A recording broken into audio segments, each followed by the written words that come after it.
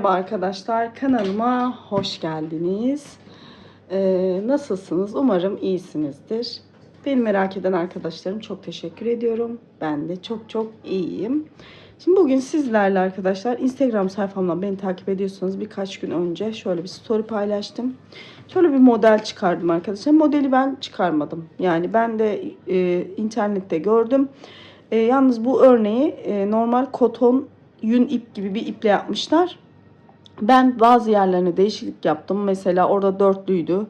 Ben 3 trabzan yaptım. Mesela onların aralarındaki zincir sayılarını kağıt ipe göre ayarlıyorum. Çünkü her gördüğünüz model kağıt ipte birebir aynısını yaparsanız güzel olmuyor arkadaşlar. Çünkü kağıt ip kalın ve formu dolayısıyla normal diğer iplere göre örümü biraz daha farklı. O yüzden örneği yapmak için değişiklikler yapmam gerekiyor.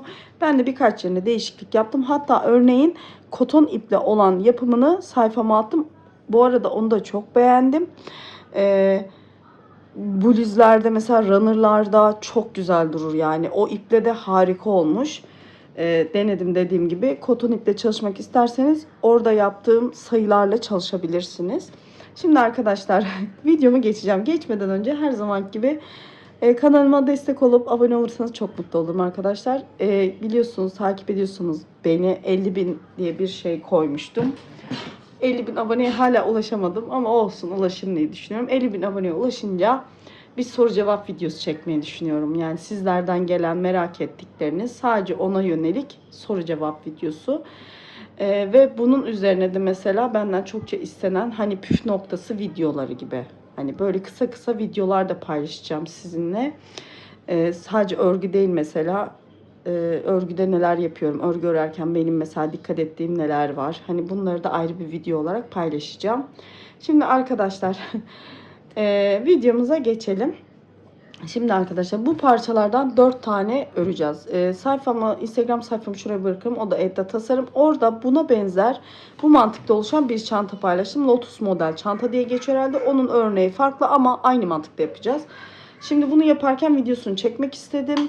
Şimdi arkadaşlar bu şekilde 4 tane parçadan oluşuyor. 2 tane askı parçamız var. Şöyle bakın, bunları ördüm ama tabii size göstereceğim. Ve bir de tabanımız var. Şimdi 3 tanesi ben yaptım. Dördüncü sizle birlikte başlayacağız. Sonra askıyı da zaten küçük bir kısımda göstereceğim mantığını nasıl yapmanız gerektiğini. Şimdi arkadaşlar modelimizin yapımına başlayalım. Şimdi arkadaşlar çantamı kağıt iple ördüm. Normal kese kağıdı, hasır renk bir kağıt ip. Ben çile olarak alıyorum. Videonun sonunda çantanın bitmiş halini tartıyorum arkadaşlar. Tarttıktan sonra ne kadar ip gittiğini söylüyorum. Çünkü ilk kez çalışıyorum. Bir de hani ipin gramajları değişik oluyor. Kalınlığı, inceliğine göre değişir. Burada 3,5 milim tığ kullanıyorum. Bakın şöyle. Ve çile olarak alıyorum. Sarıyorum arkadaşlar. İpimi bu şekilde orta kalınlıkta bir ip kullanıyorum. Şimdi arkadaşlar modelimize geçelim. Şimdi modelimiz bakın şöyle. Şurada görüyorsunuz aralarında trabzanlar var. Şöyle örnek bloklarından oluşuyor. 1, 2, 3 tane örneğim var burada bakın. 1, 2, 3. Şu şöyle göstereyim. Bakın koyu renkte. Şöyle yelpaze gibi duran 3 tane model var. Bunu büyük parça halinde yapıp da mesela yapabilirsiniz. Ben çantamın yapım mantığına 4 parçadan oluşuyor. Şimdi arkadaşlar 26 adet zincir çekeceğiz. Örneğimizi bu formda örneği yapmak için 26 adet zincir çekeceğim. Şimdi bir kez zinciri yaptım. 1, 2, 3, 4, 5, 6,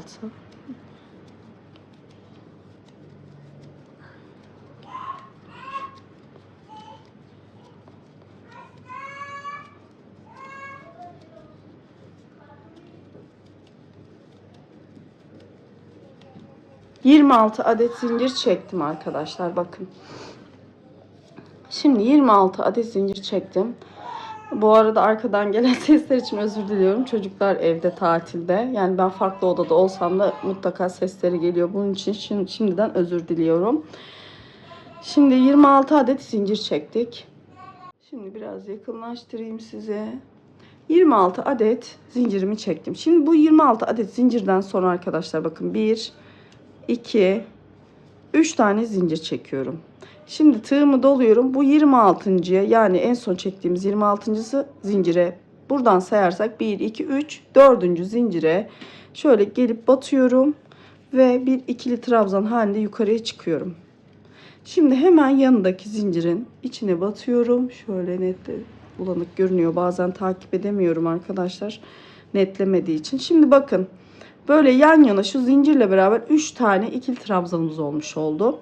Şimdi tığımı doluyorum arkadaşlar. Tığımı doladıktan sonra hemen bakın şurada bir tane zincir atlıyorum. Hemen yanındaki zincirin içine batıyorum ve buraya yine ikili trabzan yapıyorum. Şimdi aynı noktaya tekrar batıyorum ve ikili trabzan yapıyorum. Tekrar aynı noktaya batıyorum ve bir ikili trabzan daha yapıyorum. Şimdi aynı noktaya batıp yapmış olduğumuz 3 tane ikili trabzanımız oldu. Şimdi bir zincir çekiyorum. Hemen bakın aşağıdan yine bir tane daha zincir atlayıp hemen yanındaki zincirin içine bir ikili trabzan yapıyorum. Örgümüz ikili trabzanlardan oluşuyor arkadaşlar, anlamışsınızdır. Şimdi tığımı doluyorum. Alttan bir tane de zincir atlıyorum. Hemen yanındakine batıyorum ve bir tane ikili trabzan yapıyorum. Şimdi tığımı doluyorum. Tekrar yanındaki zincire batıyorum. Bir ikili trabzan. Tığımı doluyorum. Yanındaki zincire batıyorum. İkili trabzan. Bakın şu şekilde. Şimdi aradaki bakın şuradaki bir motifi oluşturmuş olduk. Şimdi ikinciye, sonra üçüncüye geçeceğiz. Şimdi tığımı doluyorum arkadaşlar. Arada bir zincir atlıyorum. Hemen yanındaki zincirin içine batıyorum. Bir ikili trabzan yapıyorum. Tığımı doluyorum. Tekrar aynı noktaya. Tekrar bir ikili trabzan daha. Tığımı doluyorum. Aynı noktaya bir ikili trabzan daha. Evet bakın. Şimdi bakın arkadaşlar. Bir zincir çekiyorum. Alttan da bir zincir atlıyorum. Hemen yanındaki zincirin içine batıyorum. İkili trabzan. Tığımı doluyorum. Alttan bir zincir atlıyorum. Yanındaki zincirin içine batıyorum. İkili trabzan. Hemen bakın yanındaki zincire batıyorum. Bir ikili trabzan daha. Yanındaki zincire batıyorum. Bir ikili trabzan. Bakın şöyle üçlü 3 tane ikili trabzanımız yan yana. Hemen tığımı doluyorum. Aşağıdan bir zincir atlayıp hemen yanındaki zincirin içine batıyorum. İkili trabzan. Hemen bakın. Şöyle. Evet, hemen aynı noktaya bir tane daha ikili trabzan. Aynı noktaya bir tane daha ikili trabzan yapıyorum. Şimdi arkadaşlar hemen bakın bir zincir çekiyorum. Alttan bir zincir atlıyorum. Yanındaki zincirin içine şöyle bir ikili trabzan yapıyorum. Şunu şöyle uzaklaştırayım, görüntüyü engellemesin. Hemen arkadaşlar bakın tığımı doluyorum. Bir zincir atlayıp hemen yanındaki zincirin içine batıyorum. Bir ikili trabzan. Onun yanındakine batıyorum. Bir ikili trabzan. Onun yanındakine batıyorum. Bir ikili trabzan. Bu şekilde bakın arkadaşlar. Şimdi örneğimizi kurduk. Şimdi buradan sonrası örneğimizin üst kısmına çıkacağız ve bu sırayı yaptıktan sonra arkalı önlü şekilde örmeye devam edeceğiz. Şimdi arkadaşlar burada bir iki zincir çekiyorum. Çünkü başlangıçta şurada 3 zincir çekmiştim. Ama burada dönüşlerde hep 2 çekeceğim. Neden? Kağıt ip biraz kalın bir ip olduğu için burada 3 tane zincir çektim, denedim. Burası çok bol duruyor. Bunu istemediğim için ben 2 zincir çektim. Ama eliniz sıkıysa, tığlamanız küçükse 3 de olur. Şimdi arkadaşlar bakın. Zincirimi çektim. Örgümü şöyle çevirdim. Hemen bakın bu son trabzanın tepesindeki zincir. Burayı da bir trabzan sayıyoruz. Hemen yandaki şu trabzanın tepesine batıp yine bir ikili trabzan yapıyoruz. Bu köşedekiler hep aynı şekilde devam edecek. Yandaki trabzanın üzerine batıyoruz. Hemen buraya da bir ikili trabzan yapıyoruz. Bakın şu şekilde. Şimdi tığımı doluyorum. Şurayı atlıyorum bakın arkadaşlar. Şu boşluğa geliyorum. Boşluğa geldikten sonra buraya 3 tane ikili trabzan yapıyorum. Şöyle aşağıya alayım. 3 tane ikili trabzan yapıyorum. Bir zincir çekiyorum ve tığımı dolayıp aynı boşluğa tekrar batıp ikili trabzanla yukarı çıkıyorum. Bakın şu şekilde bir görüntümüz oluyor. Şimdi bir zincir çekiyorum. Tığımı doluyorum. Hemen şu bakın bunları atlıyorum. Hemen şuradaki üçlü trabzanlarıma geliyorum. Burada hemen ilk üçlü trabzanın tepesine batıyorum. Tekrar bir ikili trabzan. Bir. Yanındakine de tepesine batıp ikili trabzan. Onun yanındakine de batıyorum ve bir ikili trabzan yapıyorum. Yani şu aradaki direkler, bakın şuradaki göstereyim, direk diyorum. Şunlar hep aynı şekilde üstlerine batacağız. Şimdi arkadaşlar tığımı doluyorum bakın. Şuradaki boşluktayım yine. Bakın. Şu boşluğa geliyorum ve batıyorum. 3 tane ikili trabzan yine. Aralarında zincir yok. Yan yana 3 tane ikili trabzan. Şimdi arkadaşlar bir zincir çekiyorum. Tekrar tığımı dolayıp aynı boşluğa batıp tekrar bir ikili trabzan yapıyorum.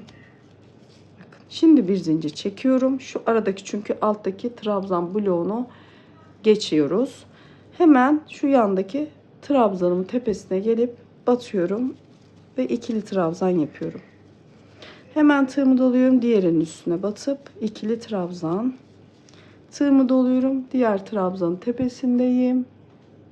Şöyle buraya da bir ikili trabzan yapıyorum. Şimdi tığımı doluyorum. Hemen şuradaki boşluktayım. Bakın doladım, zincir çekmedim. Bu boşluğa batıp hemen 3 tane ikili trabzan yapıyorum. 2 ve şöyle 3.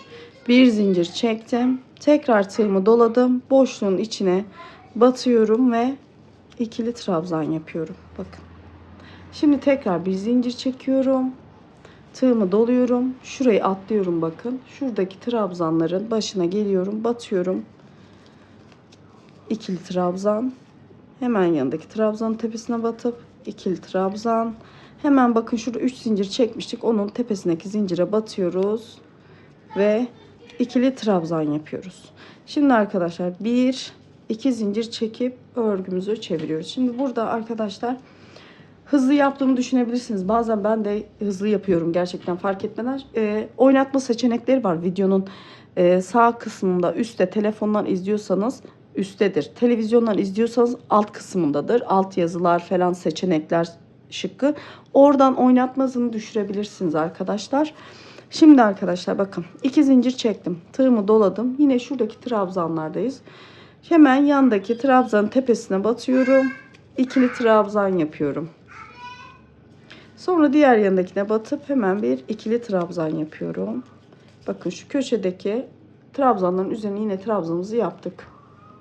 Evet, şimdi arkadaşlar trabzanlarımızı yaptık. Tığımızı doluyoruz. Şimdi artık işlemimiz çok basit. Şurada gördüğünüz bakın yaptığımız, şu sırada yaptığımız boşluklar var bak örgümüzün yanında bakın. Şimdi onların içine batıyoruz ve aynı örneği tekrar oraya yapıyoruz. Tığımızı doluyoruz. Zincir yok. Boşluğun içine battık. Buraya 3 tane ikili trabzan. Bakın. Şu şekilde. Bir zincir çektik. Tekrar tığımızı doladık. Aynı boşluğun içine tekrar batıyoruz. Bakın bu şekilde. Şimdi bir zincir çekiyoruz burada. Çünkü şuradaki trabzan sıralarını atladığımız için direkt şuradaki ortadaki trabzanın tepesine batacağız. Bakın şuradaki trabzana batıyoruz. İkili trabzan olarak yukarı çıkıyoruz.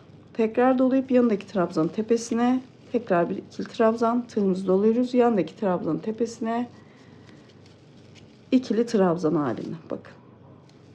Tığımı doladım. Şuradaki hemen bakın örneğin şu yaptığımız boşluğun içine batıyoruz.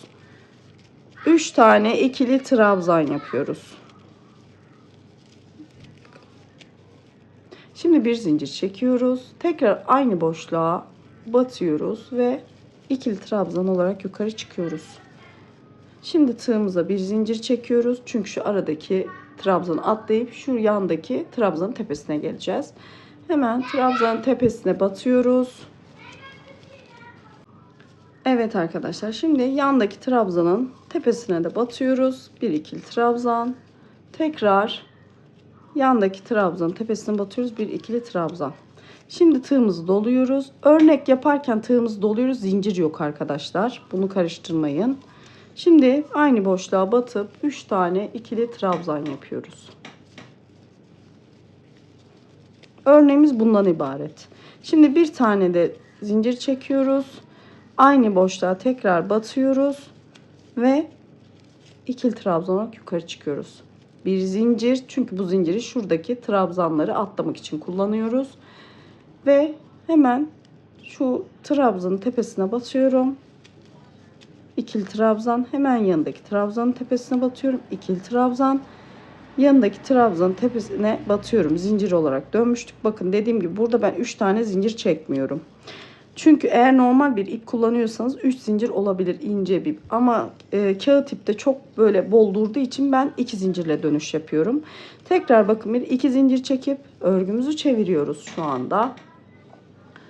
Örgümüzü çevirdik. Şimdi arkadaşlar örgümüzü çeviriyoruz. Artık hep aynı işlemi yapacağız. Hiçbir değişiklik yok. Burada da yine bakın tığımızı doluyoruz. Trabzanın üzerine gelip bir ikili trabzan yapıyoruz. Bir ipimizi doluyoruz. Hemen yanındaki trabzanın tepesine hemen bir ikili trabzan, bakın. Sonra tığımı doluyorum. Hemen şu örneğin bakın şu arada yaptığımız boşluklara batıyoruz. 3 tane ikili trabzan. Bakın. Bir zincir. Tekrar aynı noktaya tekrar batıyoruz. Bakın. İkili trabzan olarak yukarı çıkıyoruz. Bir zincir. Şuradaki çünkü trabzan sırasını atlayıp direkt buraya geçeceğiz. Hemen trabzanın tepesine batıyoruz. Şöyle ikili trabzan yapıyoruz. Her birinin tepesine batıyoruz. İkili trabzan. Bakın şöyle. Zaten yerleri belli arkadaşlar. Şimdi tığımı doladım. Hemen şu boşluğun içine batıyorum. İkili trabzan. 3 tane ikili trabzan yapıyorum.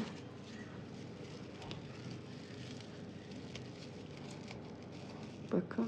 Bir zincir çekiyorum. Aynı noktaya tekrar batıp bir ikili trabzan olarak yukarı çıkıyorum. Bakın arkadaşlar. Bir zincir çekiyorum. Şuradaki atlayıp şuraya geçeceğimiz için. Hemen trabzanın tepesine batıyorum. İkili trabzan, yandaki trabzanın tepesinde ikili trabzan, yandaki trabzanın tepesinde ikili trabzan. Zaten yeri belli. Tığımı doluyorum. Hemen şuradaki boşluğa batıyorum. Arkadaşlar şimdi 3 tane ikili trabzanı buraya yine yapıyoruz. Bir zincir, aynı noktaya tekrar batıp ikili trabzan, bir zincir, şuradaki atlıyoruz çünkü şuradaki trabzanların tepesine batacağız. Hemen trabzanın tepesindeyim. İkili trabzan. Şöyle bir ikili trabzan daha. En sonunda zincirin tepesine batıp bir ikili trabzan yapıyoruz. Bakın arkadaşlar. Örneğimiz bu şekilde ilerleyecek. Arkadan ve önden aynı modeli yapıyoruz. Oldukça basit, pratik bir örgüsü var. Hatta bir günde bir taneyi bitirebilirsiniz rahatlıkla. Şimdi bunun kaç model yaptığımızı size söyleyeceğim arkadaşlar. Bu modellerden bakın şöyle sayabilirsiniz. Başlangıçta sayıyoruz. 1, 2, 3, 4, 5, 6, 7, 8, 9, 10, 11, 12, 13, 14, 15, 16, 17, 18, 19, 20, 21, 22, 23. 23 tane yaptık. 23 tane yaptıktan sonra şu kenarlarını dönüp şu ağız kısmını yapacağız arkadaşlar. Kenarlarını döndükten sonra ve bitmiş haliyle ölçüsüne vereceğim. Ama siz bunu mesela çantanızın, şöyle uzaklaştırayım size. Çantanızın boyutunu ne kadar istiyorsanız o kadar uzatabilirsiniz. Tamamen size kalmış. Şimdi bakın benim bitmiş halini şöyle kenarla birlikte size ölçeceğim. Ne kadar yapmışım ben. Siz de kendinize göre ayarlayabilirsiniz bunu. Bakın bu 34 santim olmuş arkadaşlar bir parçası. Yani bu demek oluyor ki çantanızın yüksekliği 34 santim. Şimdi arkadaşlar bunu ördükten sonra yukarı kadar geçtikten sonra şu ilk önce kenar kısımlarına döneceğiz. Sonra şu ağız kısmındaki modeli yapacağız. Evet arkadaşlar ben 23 sıra ördüm arkadaşlar. 23 sıra modelim ördüm. Şimdi şu kenar kısmına döneceğiz. Şimdi birazcık yaklaştırayım size. Şimdi bir tane zincir çekiyorum arkadaşlar. Bu sırada hemen bakın şöyle yandaki bakın trabzan sırasına sık iğnelerle dolduracağız. Hemen şöyle birinin bakın içinden geçiriyorum. Arkasından dolanıp şöyle trabzanların en son bakın şuradaki trabzanların şöyle içinden dolaşıp sık iğne yapıyoruz. Şimdi burada önemli olan, yani şurayı şunu batın, buraya bunu batın demiyorum arkadaşlar. Nasıl düzgün yapıyorsanız o şekilde sayılar ekleyin. Bakın. Bakın bu şekilde pot durmayacak, kasmayacak şekilde bu sırayı sık iğne sırası yapıyoruz. Bakın ben şimdi normalde bakın 2 tane sık iğnelerin 2 zincir çekip döndüğümüz için 2 tane sık iğne yapıyorum. Siz 3 tane çektiyseniz hani burası dolacak ama çok da hani böyle dalgalanma olmayacak şekilde sık iğnelerinizi konumlandırabilirsiniz. Yani burada dediğim gibi önemli olan bunların duruşu arkadaşlar. Hani kasmayacak, çok da boldurup böyle dalgalanma olmayacak şekilde şöyle aralarından bakın batıp şöyle tepelerine de batabilirsiniz. Bakın şu birleşimi noktalarına. Yani nasıl dediğim gibi herkesin ip kalınlığı farklı oluyor. Kimisi mesela 2 tane yapıyorum diyor. Açıklık kalıyor. O zaman 3 tane yapın. Hani burası tamamen size kalmış. Nasıl güzel yapıyorsanız, düzgün duruyorsa o şekilde aralarını, boşluklarını o şekilde ayarlayın. Şimdi arkadaşlar buradan başlıyoruz. Böyle etrafını sık iğne dönüyoruz. Burada da zaten bakın bunların yeri belli. Buraya geldiğinde bakın bir tane arada bir zincir boşluk var. Buralara birer tane yapıp yukarı kadar geleceğiz. Şimdi arkadaşlar bakın şurada köşeye kadar geldim. Buraya köşeyi şöyle bakın. Köşeyi de güzel şekilde dönüyoruz. 2 tane 3 tane hani sizde nasıl denk geliyorsa o şekilde hani kasmayacak şekilde dönün bakın. Ben şöyle 1 2 3 tane yaptım. Şimdi burada bakın trabzanlar var. Bu trabzanları şöyle tepesine doğru batıyoruz arkadaşlar bakın. Şöyle.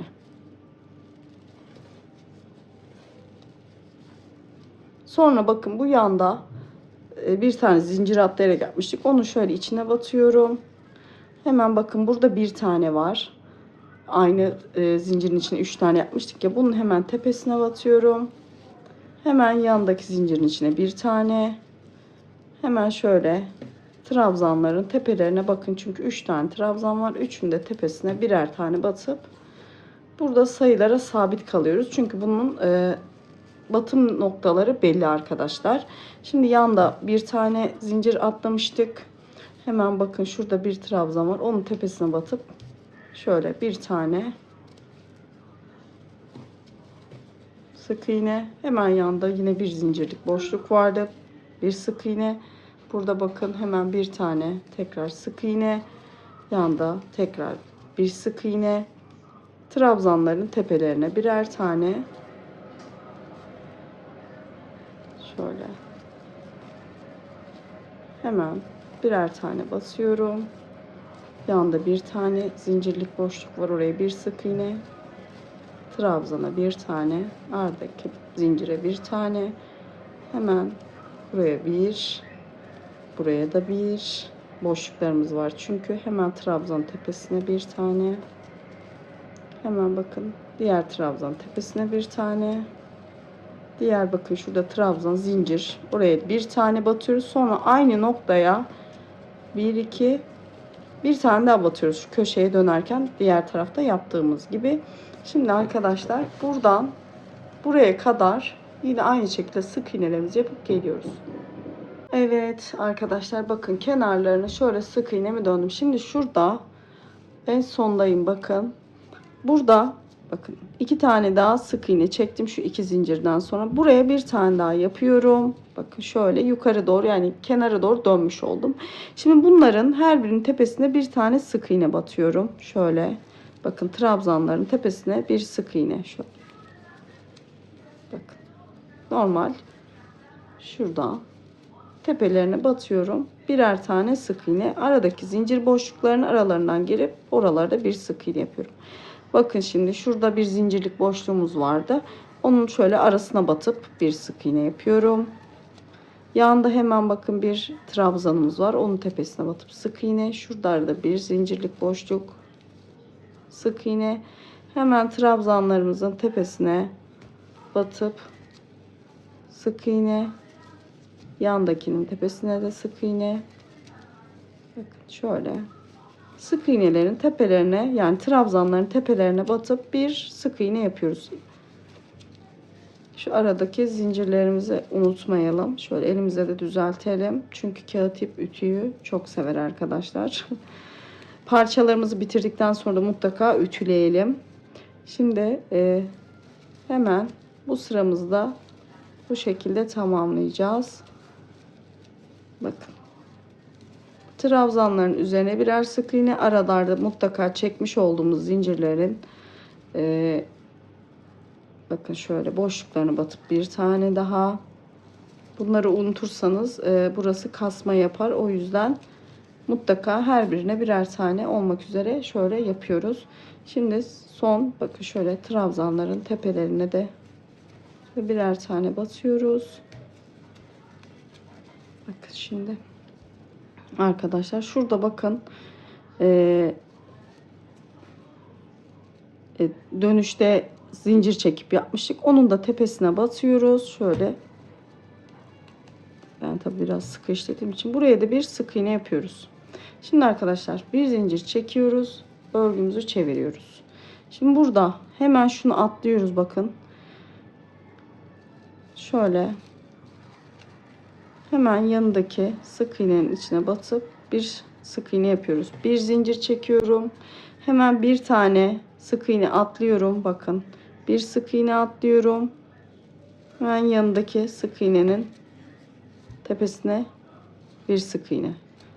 Bir zincir çektim. Bakın. Buraya yapmıyoruz. Şimdi buraya yaparsak boşluk vermemiş oluruz. Hemen yanındaki sık iğnenin tepesine batıp sık iğne. Yani bu arada iki tane sık iğne kalmış gibi görünüyor. Bir zincir. Bakın. Bunu atlıyoruz. Hemen yandaki sık iğnenin tepesine bir sık iğne. Bir zincir. Bunu atlıyoruz. Yandakine bir sık iğne. Bir zincir. Hemen öndeki atlıyoruz. Hemen yandakinin arasına bir sık iğne şeklinde sıra sonuna kadar devam ediyoruz. Şimdi arkadaşlar yine tekrar bir zincir çektik. Burada köşedeyiz. Bir tane atlıyoruz. Yine şöyle hemen sık iğnemi yapıyorum. Şimdi zincirimi çekiyorum. Örgümü düze çeviriyorum. Ve bakın şurada hemen ilk gelen zincir boşluğunun içine batıp bir sık iğne yapıyorum. Bir zincir. Hemen bakın şurada bir zincir çekip atladım. Bu zincirin şöyle içine batıp bir sık iğne. Bir zincir. Hemen şu bakın zincir boşluğuna batıyorum. Bir sık iğne. Bir zincir. Bakın şurada zincir boşluğumuz vardı. Sık iğne bir zincir yapıyoruz ya. Bu boşluklara batıyoruz dönüşlerde. Buraları sık iğne yapıyoruz. Bakın. Bir zincir. Hemen şurada bakın boşluğumuz var. Zincir boşluğumuz. Bir zincir, hemen boşluğa batıyoruz. Şimdi bu sırayı da bu şekilde tamamlıyoruz. Toplamda bundan 4 sıra olacak. Yani şunlardan 1, 2, 3, 4 sıra olacak arkadaşlar. Şu köşede tekrar dönüşü göstereceğim. Şimdi son sıraya geldim arkadaşlar. Bakın burada da bir zincir çektim. Şurada dönüşte çektiğim zincirin tepesine batıyorum bakın. Şimdi bir zincir çekiyorum. Tekrar çeviriyorum örgümü. Hemen bakın burada gelen boşluğa şöyle batıp bir sık iğne. Zincir çekiyorum. Hemen bakın şurada zincir çekip boşluk veriyoruz ya. O zincirlerin içine batıp sık iğne yapıyoruz. Bir zincir. Hemen boşluğun içine batıp bir sık iğne. Bir zincir. Hemen yandaki bakın şöyle boşluğun. Şöyle göstereyim. Boşluğun içine batıp bir sık iğne. Bir zincir. Boşluğuna batıp sık iğne. Şimdi bu şekilde arkadaşlar bu 3. sıramız. Bir sıra daha bunu bitirdikten sonra bir sıra daha yapıyoruz. Yani 4 sıra bu işlemi gerçekleştiriyoruz arkadaşlar. Bakın sıraları da şuradaki şeylerden sayıyoruz. Bakın 1, 1, 2, 3. Şimdi 3. yapıyoruz. Bir sıra daha yapıp 4. de işlemimiz bitmiş olacak. Evet arkadaşlar bakın 4. sıramı da yaptım. Şimdi burada bir zincir çekiyorum. İpimi burada biraz şöyle elimi düzelttikten sonra bakın şöyle ipimi biraz uzun bırakıyorum. Çünkü kenar birleştirirken bu ipleri kullanabilirsiniz. Her bir parçada ipinizi biraz uzun bırakırsanız şu kenar yerlerini dikerken size yardımcı olacaktır. Bir daha ip eklememize gerek kalmaz. Şimdi bunu bu şekilde bakın şöyle uzattım ve kestim. Şimdi arkadaşlar parçalarımı 4 tane bu parçadan yapıyoruz. Sonra ütülüyoruz güzelce arkadaşlar. Şimdi askı kısmına geçeceğiz. Askı kısmını ben askılarımı ördüm. Size tabii küçük bir parçada göstereceğim.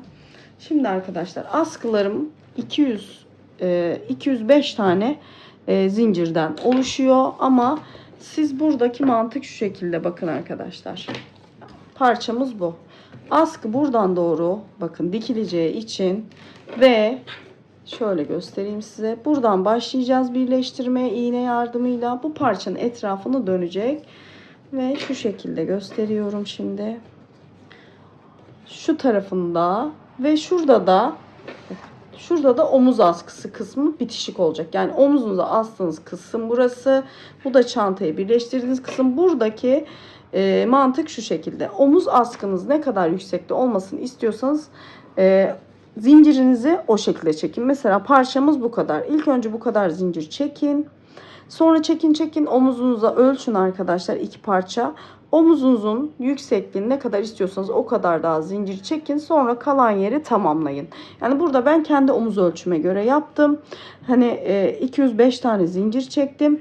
Size şimdi yaptığım ölçüsünü de vereyim. Ama dediğim gibi bunu kendinize göre uyarlayın arkadaşlar. Ne kadar askı boyunu istiyorsanız o şekilde 104 santim arkadaşlar. 104 santim askı yapmışım. Dediğim gibi 205 tane zincir çektim ben. Şöyle çantamın etrafından doğru bakın. Şöyle dolandırıyorum. Mantığımız bu. Şöyle iki kısmı şöyle olacak ve bakın şuradaki kısım sizin omuzunuza takılan kısım. Şimdi bunu dediğim gibi 205 adet 104 santim bendeki ölçü. Şimdi ben size küçük bir parçada bunu göstereceğim. Bu küçük parçada gösterdim. Siz kendi sayılarınıza göre uyarlayacaksınız. Şimdi arkadaşlar burada da aynı mantığımız buradaki gibi. Bu örneği yapacağız. Bakın askıda. Şimdi arkadaşlar ben burada size göstermek amaçlı 10, 12, 13, 14 zincir çektim. Şimdi tığımı doluyorum arkadaşlar. Aynı şu üstteki mantık gibi yapıyoruz. Bunu tığımı doluyorum. Hemen bakın şurada tığımdakini saymıyorum. Hemen bir tanesini atlıyorum. Yanındakine şöyle bakın bir sık iğne yapıyorum. Şimdi bir zincir çekiyorum. Hemen şuradan bir tane zincir atlayıp yanındakine bir sık iğne. Hemen bir zincir. Hemen bir alttan bir zincir atlayıp yanındaki zincirin içine bir sık iğne. Yine bir zincir çekiyorum. Aşağıdan bir zincir atlayıp yanındaki zincirin içine bir sık iğne yapıyorum. Siz bunu ne kadar çektiyseniz dediğim gibi ben 205 tane çektim. Ne kadar çektiyseniz o kadar zincir çekip bunu uygulayacaksınız. Bir zincir çektim. Alttan bir zincir atladım. Hemen yan tarafa bir sık iğne. Bir zincir. Alttan bir zincir atladım. Hemen yanına bir sık iğne. Bakın arkadaşlar. Şimdi bir zincir çekiyorum. Hemen dönüş yapıyorum. Şuradaki aynı mantıkta arkadaşlar. Şu boşluğa batıyorum. Bir sık iğne. Bu arada zincirinizi çekerken mutlaka 5-10 tane fazladan zincir çekin arkadaşlar. Çünkü ilk sırayı yaptığınız zaman toplama yapabiliyor sık iğne sırası. O yüzden her zaman fazla zincir çekmek önemli. Sonradan sökebiliriz. Şimdi bir zincir çekiyorum.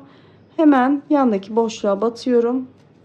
Bir sık iğne, bir zincir. Bakın burada zincir boşluğu. Bunun içine batıyorum. Bir sık iğne, bir zincir.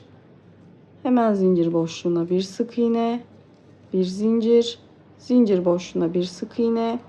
Burada bunları çok sıkı yapmamaya çalışın ve mutlaka her sırada şöyle elinizde düzeltin. Şimdi bir zincir. Hemen bakın arkadaşlar şurada köşe dönüşleri zincir çekiyoruz. Onun tepesine batıyorum ben. Şöyle bunun tepesine battım. Bir sık iğne. Hemen bir zincir çekiyorum. Dönüyorum. Şuradaki bakın boşluk. Hemen zincir boşluğunu şuraya batıyorum. Bir sık iğne.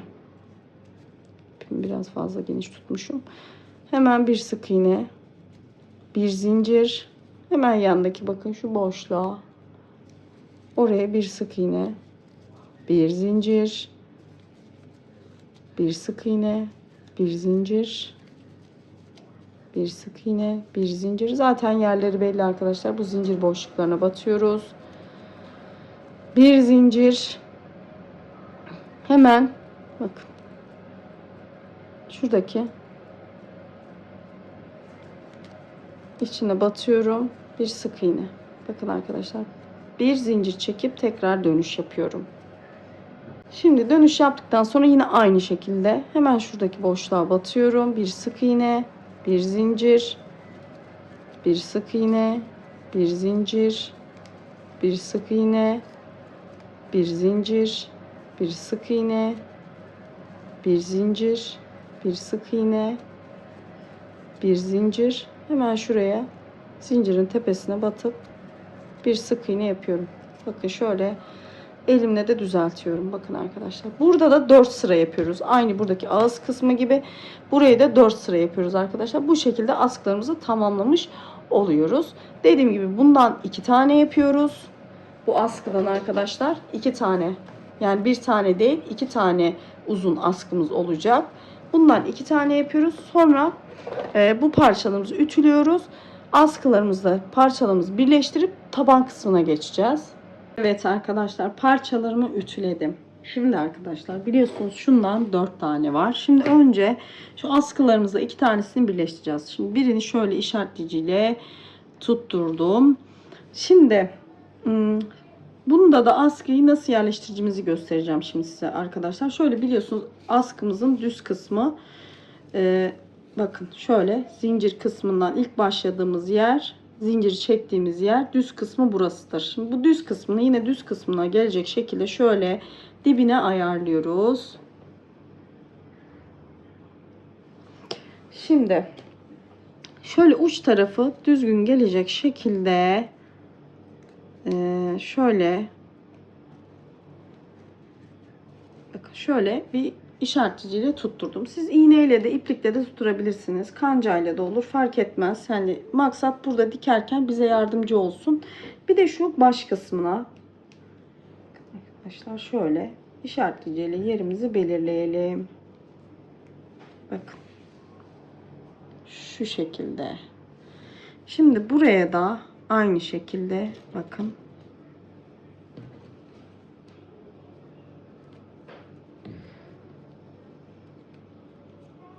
Şöyle tutturdum. Şu kısmına da bu şekilde tutturuyorum. Yalnız burada dikkat etmeniz gereken şey askınızın düz bir şekilde bükülmeden hani bu hizalamayı verin. Onu ne demek istiyorum şimdi göstereceğim. Şimdi bakın şu omuz takma kısmı var ya, şu şekilde duruyor. Bakın şöyle düz şekilde böyle omuzuna taktığınızda şöyle duracak. Şimdi arkadaşlar bu kısımları şöyle şurada ipler bırakmıştık biliyorsunuz, söylediğim gibi her parça sonuna şöyle biraz ip bırakırsanız en azından bu kısmını dikersiniz. Bu kısmında da arkadaşlar bakın ben yine ip bırakmıştım biraz. Her parçanın sonunda biraz ip bırakıyorum ki dikerken kolaylık olsun. Şimdi şu kısımlarını elle birleştireceğiz. 2 tanesini bu şekilde yapıyoruz. Sonra kalan 2 parçayı da buraya ekleyeceğiz. Çantamızı birleştireceğiz. Sadece tabanı kalmış olacak. Evet arkadaşlar şöyle gösterdiğim gibi işaretledim. Şimdi burada püf noktası şu tepeden başlayıp birleştirmeyin. Dipten başlayıp birleştirin. Çünkü tepeden başladığınızda şöyle aşağı kayma yapabilir. O yüzden şu dipten doğru başlıyoruz. Şimdi şöyle şuradan kancamı çıkardım. Bakın. Şöyle ipimi örgümün arka tarafına doğru şöyle çekiyorum. Ben düğüm yapmayı sevmiyorum arkadaşlar. İpi yürütmeyi tercih ederim her zaman. Şöyle bakın ikisini şöyle getiriyorum. Karşıdaki bakın şu şeridimin alt kısmından doğru ipimi geçiriyorum. İpimi burada biraz fazla bıraktım. Bunu sonra yürüteceğim zaten. Şimdi arkadaşlar bunu bakın şöyle tekrar aynı noktadan sağlamlaştırıp tekrar ipimi şu şekilde geçirdim. Şimdi şunun bakın bu kanadı değil de şöyle yaklaştırayım size. Şuradaki bakın burada üst kanadı var. Şu alttaki kanadından alıyorum. Sapın da altından doğru iğnemi geçiriyorum. Bu şekilde şöyle her birinin bakın şöyle üstten, içinden, üstünden, karşı tarafının altından doğru geçiriyorum. Ve bu şekilde birleştiriyorum. Siz daha farklı bir yönteminiz varsa o şekilde birleştirebilirsiniz. Bakın benimki bu şekilde görünüyor. Şöyle her birinin şöyle içinden geçiriyorum. Karşılıklı muntazam duracak şekilde. Bakın şöyle. Karşıda bakın buradayım. Hemen onun karşısına denk gelen yerde şöyle ilmeğin altından doğru geçiriyorum. Burada burası da size kalmış arkadaşlar. Farklı bir teknik biliyorsanız hoşunuza giden onu da yapabilirsiniz. Güzel durması önemli. Şöyle. Bakın. Duruşu bu şekilde oluyor. Şöyle görünümü. Şuradan bakın bir daha göstereyim. Şunun içinden batıp şöyle karşıdakini de altından doğru geçiriyorum. Ve bu şekilde birleştiriyorum. Şöyle sıradaki ilmeğin içinden karşıdakinin de alt kısmından yukarıya doğru iğnemi alıyorum. Bu şekilde birleştirmemizi yapacağız. Şimdi arkadaşlar bakın şöyle bir tane daha göstereyim. Şimdi burayı böyle yukarı kadar birleştiriyoruz arkadaşlar. Aynı şekilde birleştiriyoruz. Burayı da aynı şekilde birleştiriyoruz. Bu kısımları da diğer parçayı da buralarına şöyle uzaklaştırayım. Diğer parçanın da aynı gösterdiğim şekilde iki kısmı birleştiriyorsunuz. Ondan sonra bunları birleştirdikten sonra kalan iki parçayı ekleyeceğiz. Dediğim gibi bu şekilde buraya kadar birleştiriyoruz. İpimizi yürüttükten sonra kesiyoruz. Ya da biraz uzun bırakın sonra yürütün. Ben genelde ip yürütme işlemini en sona bırakırım. O zaman yaparım arkadaşlar. Şimdi bu iki parçayı birleştiriyorum. Sonra yan parçalar. Evet arkadaşlar ben parçalarımı şöyle bakın birleştirdim. İki parçanın da kenar sap kısımlarını ekledim. Şimdi diğer parçaları bu ana iki parçaya ekleyeceğiz. Bunu da şöyle yapıyoruz. Önce bakın arkadaşlar şu iki tane parçamız kalmıştı. Önce şu iki parçamızı şöyle ekliyoruz bakın. Şöyle bunun iki kenarına buralarından ekliyoruz. Aynı gösterdiğim şekilde iğne yardımıyla burayı da birleştiriyoruz arkadaşlar. Video çok uzamasın diye hani tekrar birleştirmeyi göstermeyeceğim ama nasıl gösterdiğimi birleştirdiğimi zaten göstermiştim. Sonra bunları ekledikten sonra bu diğer parçayı ekleyeceğiz. Ben şimdi bu kenarları ekliyorum. Sonra diğer parçanın ekleme kısmını göstereceğim size. Evet arkadaşlar bakın kenarlarını birleştirdim. Şöyle. Şimdi diğer parçamızı birleştirmeye geldim. Bakın bu parçayı da böyle düzünden koyuyoruz. Şimdi bu yandaki parçaları buraya ekleyeceğiz. Bunları da aynı şekilde şöyle bakın. Bu iki ucunu yine aynı teknikle iğnemizle birleştiriyoruz. Sonra bu ucu da böyle kıvırıyoruz. Bunun ucuna aynı şekilde iğnemizle ekleyeceğiz arkadaşlar. Sonra dip kısmını sık iğne döneceğiz ve taban kısmına geçeceğiz. Birleştirmelerimi yaptım ve ütü yaptım. Ütü yapmayı unutmayın. Son birleştirdikten sonra şöyle üzerinden bir ütü geçin. Şimdi şu dip kısımları bir sıra sık iğne yapacağız arkadaşlar. Şimdi bunu da şöyle yine ipimizi alıyoruz.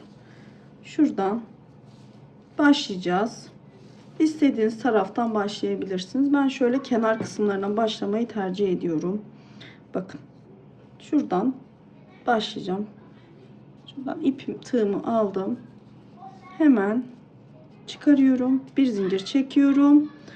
Ve burada şöyle her birinin üzerine bir tane sık iğne yapıyorum. Bak. Şimdi arkadaşlar böyle her birinin üzerine bir tane sık iğne yaparak bu sırayı böyle tamamlayacağız.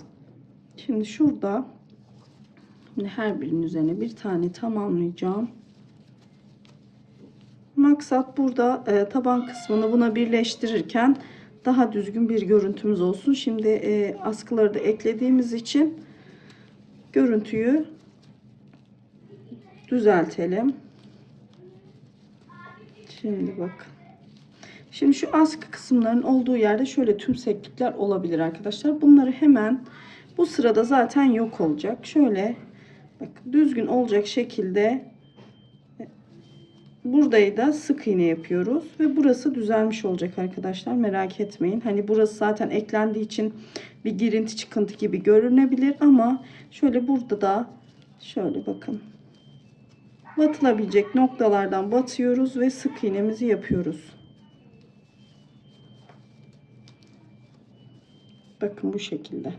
Yani olabildiğince zaten düzgün oluyor. Şöyle gözünüze güzel gelen ve şöyle yamuk olmayacak şekilde noktalara batıyorsunuz şu arada. Birleşim, bakın askıyla şeyin birleştiği noktaya bunu yapıyoruz. Sonra zaten sık iğnelerin olduğu yere geldiğiniz zaman üstüne zaten sık iğne yapıyoruz. Bakın. Bakın. Zaten bunun üzerine geldik mi sık iğnelerimiz devam edecek. Her birinin üzerine birer tane, bakın şu şekilde. Şimdi böyle dönüyoruz. Bütün sık iğneleri şurada gösterdiğim şekilde de sık iğnelerimizi yapıp burada yine birleştirip ve biteceğiz. Sonra taban kısmına geçeceğiz. Evet arkadaşlar, bakın. Şimdi bir sıra burada sık iğne sıramı tamamladım. Şimdi şurada şöyle çevireyim. Birleşim noktasına geldim. Orada şöyle ipimi şöyle koparıyorum. Şöyle göstereyim size. İpimi kopardım. Şöyle göstereyim. Buradan şöyle ipimi çekiyorum. Şurada bakın. Başlangıç. Bakın. Sık iğnemizin şöyle arka tarafından dolanıyorum. Şu ipimi alıyorum. Ön tarafa doğru çekiyorum. Şimdi tekrar bakın, burada ipimin çıkış noktası şu sık iğnenin içi. Oradan doğru bakın, arkadan doğru tığımı batırıp ipimi tekrar o tarafa doğru çekiyorum. Bakın bu şekilde. Hiçbir ek yeri belli olmadan bu işlem tamamlanıyor. Şimdi bunu tabii ki yürüteceğim. Genelde dediğim gibi ben yürütme işlemlerini çanta bitiminde yaparım. İpimi gizlerim. O şekilde keserim. İplerinizi direkt kesmeyin. Sağlamlaştırın mutlaka. Şimdi arkadaşlar şöyle ipimi çekiyorum ben. Sonra gizleyeceğim bunu. Şöyle aşağı doğru çekeyim. Şimdi taban kısmına geleceğiz. Şimdi bakın çantamız bu şekilde. Şöyle hatta yükselteyim size. Geniş açı alalım. Evet bakın. Şimdi çantamız şöyle. Bu şekilde. Şimdi taban kısmına geliyoruz. Burada taban kısmımız ayrı olarak örüp sonra bunu dikeceğiz. Bunun için arkadaşlar şöyle bir mantığımız var. Tabanı ne kadar geniş yaparsanız bakın. Ben mesela şu kadar bir genişlik istiyorum. Tabanım çok kalın bir taban olsun istemiyorum. Şimdi bunu da nasıl ölçüyorum? Bakın. Şimdi kalın bir taban olsun istemediğim için şöyle kenar kısmından diyorum ki benim tabanım bu kadar genişlikte olsun. Şöyle ince bir taban istiyorum. Çok kalın değil. Bakın burada kaç tane sık iğnemiz oluyor. Ve bir turda etrafına sık iğne döneceğiz taban bittikten sonra. O yüzden bakın 1, 2, 3, 4, 5, 6, 7, 8, 9, 10. 10 tane bakın 10 sıra 10 tane zincir çekeceğiz. 10 sıra sık iğne için pardon 11 tane zincir çekeceğiz. 11 zincirle tabanımı başlayacağım. Bunda normal sık iğneyle uzun bir çantanın tabanını kaplayacak şekilde bir taban uzatacağız. Şimdi arkadaşlar zincirimizi çekerek başlayalım. Şöyle bir kilit zinciri, sonra 1, 2, 3, 4, 5, 6, 7, 8, 9, 10, şöyle 11 zincir çektim bakın. Buradaki dediğim gibi, çünkü bir sırada etrafına sık iğne döneceğiz. Şimdi 11. zincirimizden sonra bakın hemen tığımızın altındaki değil onun yanındaki zincirin içine batıp bir sık iğne yapıyorum. Tabanımız sık iğnelerden oluşuyor arkadaşlar. Kolay bir taban, yapımı da kolay ve uzunluğunu da çantanıza göre ayarlayabileceğiniz bir taban. O yüzden oldukça pratik. Şimdi arkadaşlar sıra sonuna kadar bu şekilde gidiyorum. Yani 11 adet zincir çektim. 10 tane sık iğne yapıyorum. Bu dediğim gibi tabanınızı daha kalın istiyorsanız mesela 13 tane 14 tane zincir çekebilirsiniz. Ama etrafına da bir tur sık iğne döneceğiz. Bunu da hesaba katın.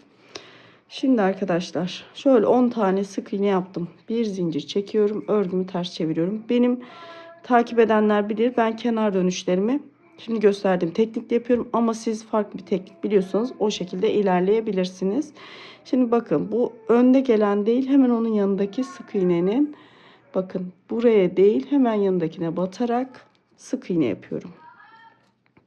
Ben hep bu şekilde yaparım arkadaşlar. Bütün örgülerimde de bunu kullanırım. Kenarları da gayet düzgün olur. Ama dediğim gibi siz varsa farklı bir teknik yapıyorsanız onu da yapabilirsiniz. Şimdi her birinin tepesine batıp sık iğne yapıyorum.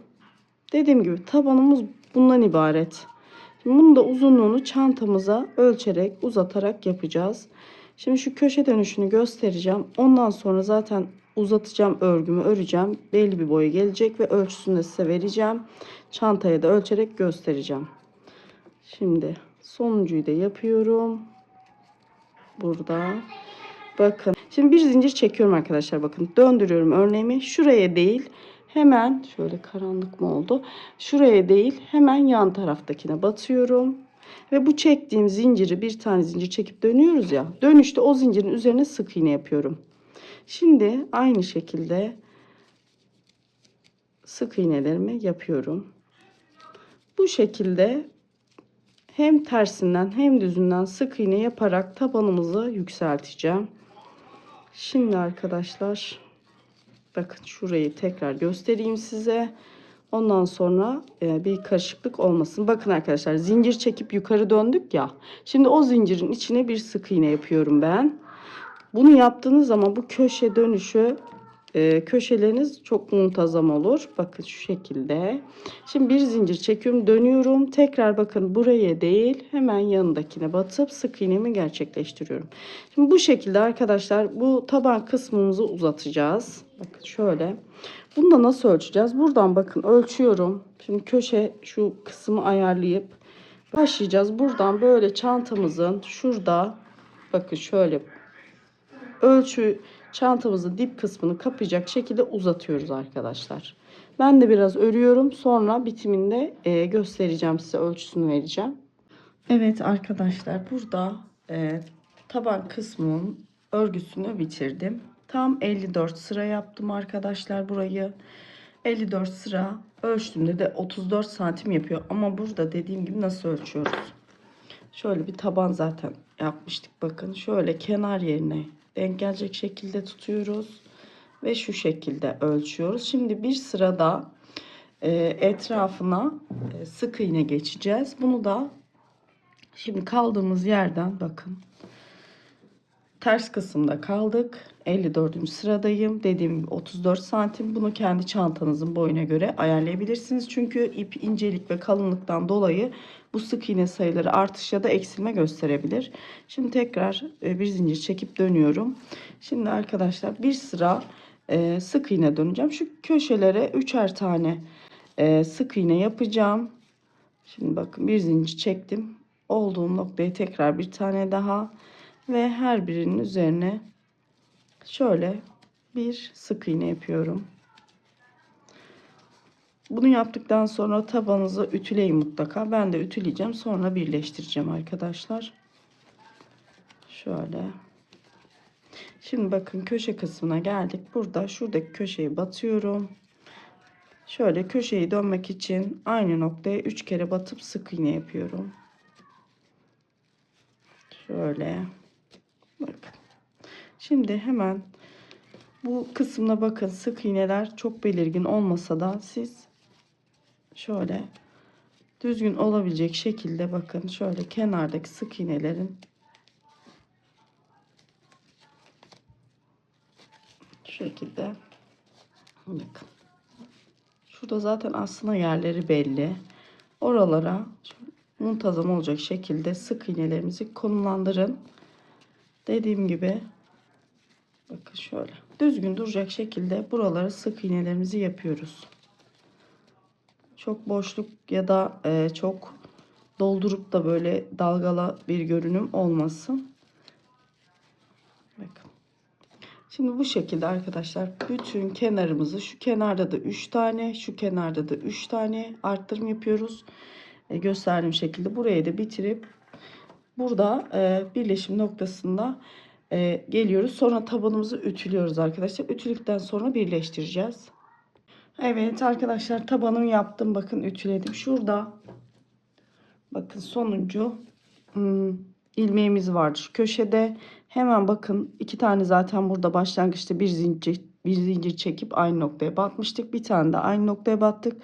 Şimdi şurada bakın başlangıç noktasına gelip bir ilmek kaydırma yapıyorum. Şimdi arkadaşlar tabanımı şöyle ortalayacağım ve şöyle bir kanca yardımıyla tam ortasından, karşıda bakın şöyle yerleştireceğim yerden bakın şöyle ortalıyorum. Bu da bakın şuraya geliyor. Şöyle çantamızı ortalıyoruz. Şöyle tam hizaladığımız noktadan şöyle bir tane tutturuyorum bakın. Şimdi aynı şekilde de buradan tam şöyle çantamızın orta noktası. Buraya bir tane tutturacağım ama şimdi zaten buradan devam edeceğimiz için şöyle bakın. Bu da orta noktada şöyle bakın, yan çantamızı kullanır durumda geliyor. Hemen bakın şu şekilde tam şöyle askılarımızı orantılıyoruz. Örneklerimizin tam orta kısmına gelecek şekilde çantamızı hizalayacağız. Şimdi buradan bunu yaptıktan sonra kaydırma yöntemiyle çantama birleştireceğim. Şimdi şunu da şuradan takacağım. Bunu farklı çeşitte yapanlar arkadaşlarım var. O yöntemle de deneyebilirsiniz. Ben şöyle kaydırma tekniğiyle yapacağım. Şuradan ipimi kesmemiştim. Buradan bakın arkadaşlar. Şöyle ipimi geçireyim.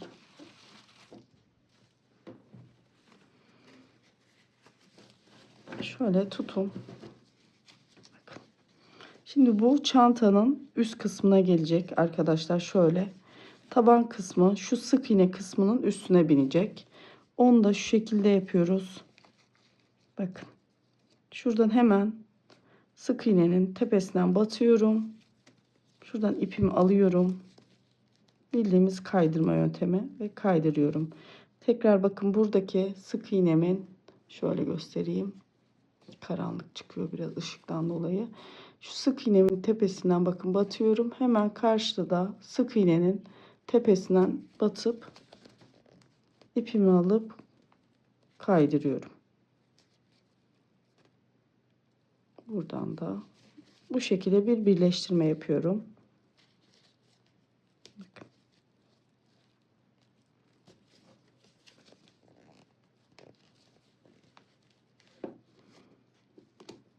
Şimdi şunu çıkarayım.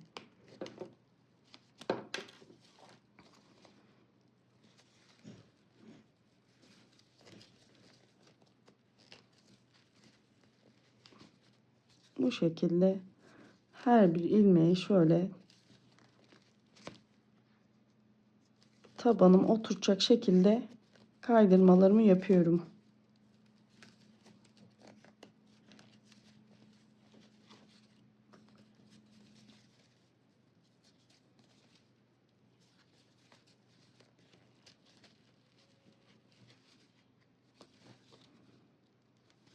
Burada önemli olan şu tabanı güzel hizalamak. Gerisi zaten çok kolay arkadaşlar. Burada bakın sık iğnelerin üzerine batıp alttan doğru çantayı zaten birleştiriyoruz. Başka hiçbir şey yok. Böyle sıradan tabanla çantayı birleştiriyoruz. Bakın köşedeyiz. Hiçbir değişiklik yok. Devam ediyoruz ve çantanın dibine birleştirmeye devam ediyoruz. Zaten tabanla birlikte şeklini alıyor. Bak döndük mesela. Devam ediyoruz.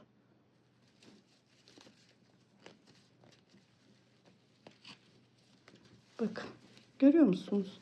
Şimdi bu şekilde devam ediyoruz arkadaşlar. Yani videoyu çok uzatmak istemiyorum. Sıkılmayın. Aynı işlem devam ediyoruz. Bakın sizin hiçbir şey yapmanıza gerek yok. Sadece sık iğneleri takip edin ve ilmeğinizi kaydırarak devam edin. Bu kadar. Bunun ikisini böyle sık iğneyle birleştirenler de var dediğim gibi. O şekilde yapabilirsiniz ama ben bu şekilde daha hoş durduğunu düşünüyorum. Bakın kıvrıldı bile dibe. Bakın şöyle göstereyim. Şimdi bütün kenarları burada da köşeye aynı şekilde dönüyoruz ve çantamızı birleştirmiş oluyoruz arkadaşlar. Dediğim gibi tamamen ilmek kaydırmayla çantamızı birleştirmiş olacağız. Evet, bakın şurada sonuna kadar geldim arkadaşlar. Burada şöyle ipimi kestim. Ya şöyle çıkarıyorum. Burada yine aynı şekilde şöyle birleştirme yapacağım. İlk başta başladığım kaydırmanın içinden ipimi geçiriyorum. Öne alıyorum. Sonra tekrar ipimi şuradan geri çekeceğim. Burada böyle bir bütünlük sağlamış olacağım. Bakın şöyle ipimi yine buradan içeri geri çekeceğim. Evet. İpimi aşağıya çektim. Şimdi elimi düzelteceğim çantamı ve çantamız bitmiş artık arkadaşlar. Şimdi şöyle size yükselteyim. Evet, çantamız bitti. Bakın bu şekilde görünüyor taban kısmı, birleştirme kısmı. Şöyle de bakın. Askı kısımları var. Şurada ipimi. Bakın bu şekilde. Umarım beğenmişsinizdir. Oldukça şık, zarif bir çanta. Kibar diyelim. Böyle çok büyük çanta sevmeyenler için ideal bir çanta oldu. Şimdi ölçü de vereyim arkadaşlar size. Şöyle. 38 santim arkadaşlar genişliği var. Şöyle tabana kadar olan yüksekliği de 33 santim. Burada yaklaşık bu çanta için 500 gram ip yeterli oluyor arkadaşlar. 500-600 gram gibi düşünün. Çünkü herkesin ip kalınlığı, ip kalitesi, ağırlığı farklı oluyor. Siz yani 600 gram civarında 500-550 gram civarında bir ip bulundurabilirsiniz. 3,5 milim tığ ile ördüm. Ve oldukça güzel bir model. İçine astar çalışmadan da kullanabilirsiniz. Bakın içini güzelce temizleyip ama ben astarlı kullanacağım. Şimdiden yapacak olan arkadaşlara kolay gelsin diyorum. Videomu beğenmeyi, kanalıma ücretsiz olarak abone olmayı unutmayın. Bir dahaki video kadar hoşça kalın.